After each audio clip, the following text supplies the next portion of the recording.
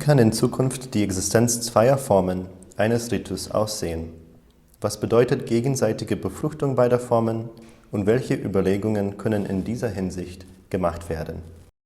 Das war ja der Wunsch von Papst Benedikt, die gegenseitige Bereicherung der beiden Formen in seinem Motto proprio Summorum Pontificum und in seinem Begleitbrief, den er geschrieben hat an die Bischöfe. Das ist sicherlich zu wünschen, aber ich denke, dass grundsätzlich die Tradition immer den Vorrang hat. Und zwar, weil es bewährt ist.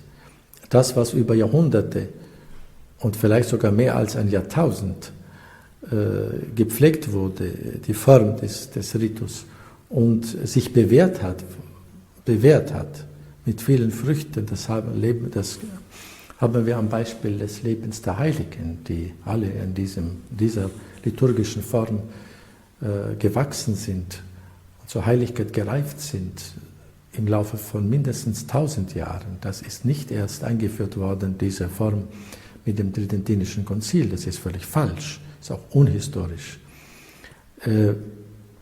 Es gibt nämlich Texte und Manuskripte vom Mess Ordo, der schon mindestens unter Papst Innozenz III. War, also das heißt zu Beginn des 13. Jahrhunderts, wenn nicht früher, wo die Messordnung genauso war wie der sogenannte tridentinische Missale.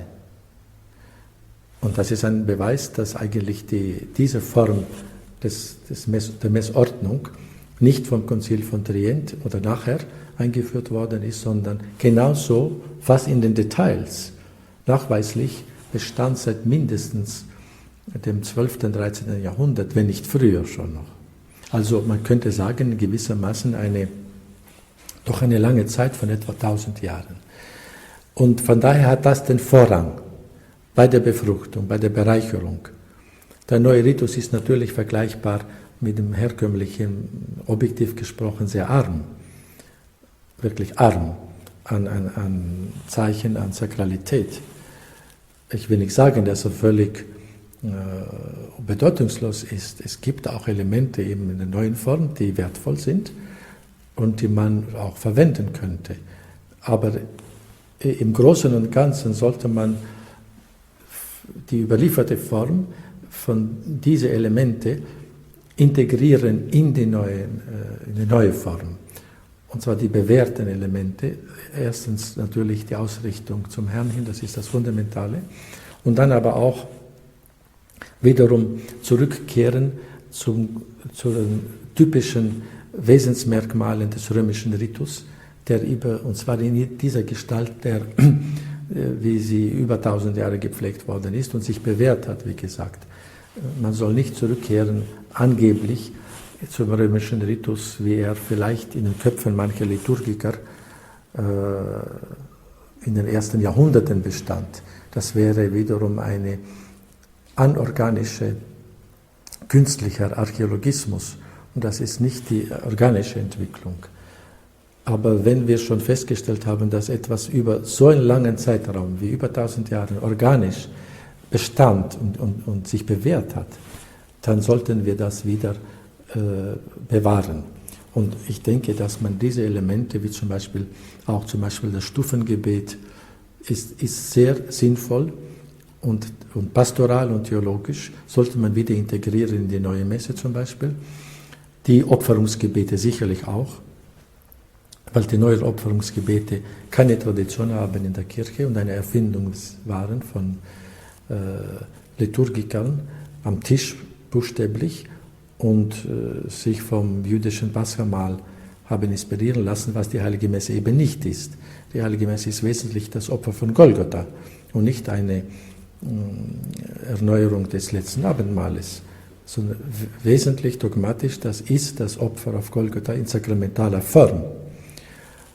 Und deswegen sollten auch die Opferungsgebete schon vorausnehmend diesen Gedanken zum Ausdruck bringen. Zum Beispiel. Oder dass man wieder zurückkehrt zum einen Kanon, zum einen eucharistischen Hochgebet, was immer seit jeher den römischen Ritus ausgemacht hat. Die orientalischen Riten haben mehrere Hochgebete, aber die sind nicht orientalisch.